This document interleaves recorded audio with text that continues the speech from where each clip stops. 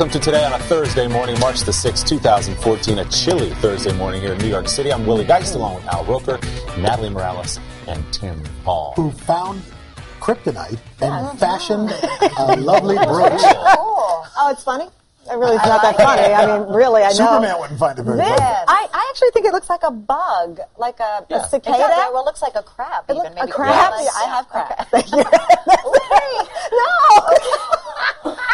No, I bought it. I confess, I bought it yesterday, and I was on the fence about it. Thought it was a little ugly, but I went it's for it. It's very modern. You're running away from it. As we suddenly Luckily, move over in our chairs. We have some right. sponsors who can help out with that. Let's move on from that. Let's move on from that. Let's keep it highbrow, Yes, shall let's do we? that. Let's do it. Why? We should. Okay. We got, all right, so big All right, story here in New York City, and people are relating across the country to this one because of where it is. At the Ground Zero site in New York, one of the most iconic symbols from the building wreckage of 9/11 is a steel beam that ended up shaped in a cross. It was not made into a cross. At the museum. Yeah, I've been to the There. museum. The cross became a rallying point for first responders. They drew inspiration as they spent weeks and months on the pile. Now, the nonprofit group American Atheists is appealing its case to have the cross removed from the exhibit in the 9/11 museum, which, by the way, is set to open in May. It is a federal museum, right? Yes. So, but yeah. No, it's a private museum that's on leased Port Authority land. So last year, a federal judge ruled the cross helped, quote, demonstrate how those at Ground Zero coped with the devastation they witnessed. The American Atheist president, though, said, if you take the religion away from the cross, you've got scrap metal, just like all the other scrap metal that fell on the cross. The only reason this cross is special is because it is religious. The museum president says, no, actually, it's a piece of history. It's an artifact. It is a piece of history, and it's a piece of history that a lot of people need and needed then and still need now. And it's something that you can look and see what you want there. It wasn't as if an artist fashioned it to look like a cross. It was recovered, and it is one of those things like art. It's subject to your interpretation and what you see. Some people see a religious symbol. Others see something that was beautiful, that was pulled from something that was absolutely horrible. Yeah. Right. It's okay to be offended by it, but you don't get to rewrite history. No, you do not. Because of your personal It beliefs. is what it is, and it was left there by the destruction of the World Trade Center And I did get a little preview tour a couple of months ago of this place. They're going to have stars of David that workers on the pile fashioned to inspire them. They're going to have gifts from Muslim countries and Buddhists and Hindus. So, which I think is a nice point as well, because this is the same area, not the museum, but around there, where there was a huge outcry when a mosque was proposed there, but there was a strip club not very far away. And so people pointed out the irony or the hypocrisy, again, depending on your perspective, of that alone. So I think that it is good that everyone is included in all fashions. I don't think there's any problem with No, that. I don't have any problem. by the way, this is an appeal. The last judge, the federal judge, said there's no reasonable observer who would view the artifact as endorsing Christianity. Right. It's a part of history. I think that's I right. think it is. Okay, this is another hot one involving actors versus paparazzi. So Kristen Bell and Shepard, in fact, they spoke with Today recently. They're on a campaign to really take on paparazzi, specifically those who take unauthorized photographs of children. They say, listen, we're fair game. We signed up for this. We're adults. And if we want to sell our pictures to people or whatever, let us do that. But you can't ambush our kid going to school, whatever. So there was a mega showdown yesterday on Access Hollywood when Kristen and Dax took on the owner and one of his employees of one of the large paparazzi agencies. Take a look. We're on the street, and I'm telling you, as a mom, when I'm holding my baby, your foot soldiers are nasty. What they might be doing is legal. When I get off an airplane and I'm walking to my car and it's dark, because I don't travel with an entourage, and I'm with my baby by myself, it's 10 terrifying guys to me. surrounding her, screaming at her, And what I'm flashing saying is, bulbs just in her. treat this like If you don't have an ethical issue with that, then I don't think you have ethics. You can't say our photographers because you don't know that they were our photographers. You've already admitted that you buy pictures of children. You've already admitted that. They're not soldiers, and we are not paparazzi. Okay, your analogies, very respectfully, Kristen, are actually hysterical. If it sounds nasty, it's because it is nasty.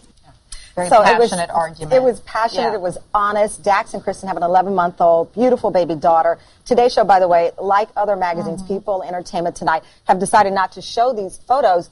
But guys, you know, what is the compromise here? Is there one? It's hard to argue the other side for the paparazzi because what's the reason for it? If you watch the full clip, the one gentleman who's representing the paparazzi said, well, we have a constitutional right to do this. That's true. Westboro Church has a constitutional right to protest military funerals. If you want to be that person, I guess that's your choice in life, but you have to look at the ethics. But it's also whether or not people stop buying these magazines. And there's also safety issues involved. Right. That's what gets me, the safety issue. And when these kids are photographed, they're often with their friends, and their friends didn't sign up for that, and they're outside schools, and that sucks. That's awful. Kids should be able to feel safe walking on the street, to the park, coming out of school. End of story. But I'll play devil's advocate. The tide is turning, though. It does seem with Jennifer Garner, with Halle Berry raising the issue as well. Like, people are paying attention to this, and but it takes the public saying, I'm not going to buy the magazines that put those pictures in their magazines. But on social media, not everyone sides with Dax, Kristen, Halle Berry, and some of these other people. They feel that, listen, you signed up for celebrity. There are celebrities who call restaurants and say, hey, I'm here. This is a part of their game, and this goes with it. I'm just throwing out there what folks say. This is what's out there. It does not hold water. The argument doesn't hold water. And they don't call and say, my kid's getting off the playground. We're at the bus stop. My kid's at the school bus. Take pictures of me and my There's going to have to be legislation. Just like every other American family at the playground. There's going to have to be legislation. There's going to have to be a punishment, because without some type of mega fine, they're going to continue to do it and sell those pictures to someone. All right, here's reason to get excited. Changes to the SAT. I'm not taking it. No, why are we excited? But I think for parents of kids and all the anxiety that goes into preparing for SATs, I think this actually kind of makes it, kind of levels the playing field all across the board. So we told you yesterday the College Board was set to do this major redesign of the SAT. Well, so now we know the exact details here. This had prompted widespread debate. They're going back to a 1,600-point scoring scale versus the 2,400 points. Wow. The essay portion is now optional. There's no more penalizing for guessing incorrectly as well. No more obscure vocabulary words. It's all about really getting it back to, well, we're going to get there in a second, but it's about getting it back to what you learn in school. See, but I don't think there's anything wrong. I think that's how you build vocabulary. I mean, the kind of obscure words that you don't know when they are going to come. We have some examples. Okay. Let's see. So, for example, prevaricator. Okay. What is a prevaricator? You're somebody who prevaricates. Which means what?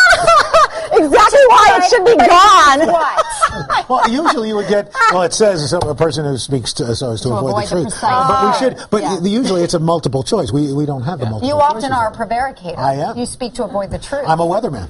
Oh, I didn't say it. Okay, and sometimes you can be a little sagacious. Here's the thing, what I is think. Sagacious? Sagacious is, you have some kind of sagacious lady. This is exactly why it doesn't need to be in the test. But again, you get the multiple choice. But I think this is you have to know the definition to pick the right choice. Yeah, but if you see the choices, that helps jar your memory. Right. You know, I think it's a kind of cynical. I think they're doing this just to compete against the ACT. Well, I think the ACT has emerged as sort of the test that really tests what kids are learning in schools. Yeah. Whereas the SAT was more of, I think for a lot of people, they viewed it as it's sort of like playing the game. Like, how well do you play the game, especially if you've paid thousands and thousands of dollars in these prep courses, which a lot of parents have done. Yeah, but I feel bad for the kids who took this before the change. They thought their 1,600 was average. Right. Now, I speak because my 17-year-old nephew is going to college, and we did the whole buying the tutor after I read a New York Times article. We didn't spend $5,000 as some people have spent, but we spent what we had. And I mean, you're not a loser, Isaiah, but did he get in a good school? He got into the school of his choice. Oh, there you go. Yeah. So don't feel so bad. He's like I do, because there are other kids that aren't him who took the test, and they are like, okay, my 1,600 didn't get me into the school of my choice. It's a racket. I just made pretty pictures with the bubbles. It's a racket. You did. Vanderbilt. Yes. Yep. Just pretty pictures with the bubbles. You got in? Yeah, That's because you're a basketball star. You took Shaq on with the skills you learned at Vanderbilt. Keep going. Come on, baby. The changes, by the way, to take effect spring of 2016. So freshman class, a couple of years. Their junior year. All right, one last great story to end on. Look at what the employees at one Massachusetts company did for charity. On Monday, 428 people at Granite Telecommunications in Quincy shaved their heads in the lobby of their headquarters. They raised $2.1 million to support cancer research and Locks for Love. Men and women. Yeah, men and women. Yep. And women. Yes. Yeah, it began as a joke when the CEO actually dared an employee who had a kind of a ZZ Top style beard to shave it off for a $10,000 donation to charity. Well, another worker offered to shave his head for $1,000, so the CEO then said he'd donate money for anyone who agreed to do it. So when 100 people joined, the CEO doubled it to 2,000. 2,000. Amazing. Then 300 joined, he made it 3,000, et cetera, et cetera. Went up to $5,000 a head, altogether more than $2 million. Wow. Incredible. We should see if our boss will allow us to shave our heads for charity. What's your dollar figure, though? What do you need to put on the table? Well, see, I don't really have that far to go. I Really wonder when you figure that out. Hello, already gone. 10 grand? No price. How much? No, price. come on, Willie, for Natalie? Shaving my head? No, I of know, course but not. for charity. I mean, not come on. How much? Think about How it. much is Talk your about it while I dollar do the figure? weather. Short You guys or something. figure it out. See, they're talking hair now. See, it's not that you won't do it, it's just how much will you do it for? That's the interesting thing.